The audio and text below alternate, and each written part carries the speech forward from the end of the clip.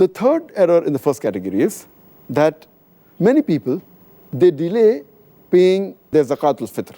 And many times they pay after the Eid al-Fitr salah. If we pay the zakatul fitr after Eid al-Fitr, then it is like normal charity. It does not come under the zakatul fitr. So these three are the most grievous in the first category. The common errors committed in the second category, that is errors that are contradicting the sunnah of the fasting, is number one, many people, they skip their suhoor. Some people, they have an early suhoor. That is, they have the suhoor 1 or 2 hours before the Fajr time.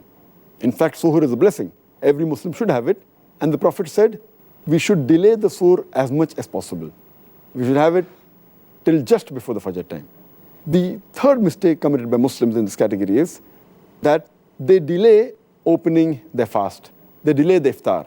And our Prophet ﷺ said that the people will be good as long as they hasten in breaking the iftar. That means immediately after sunset, they should break the iftar.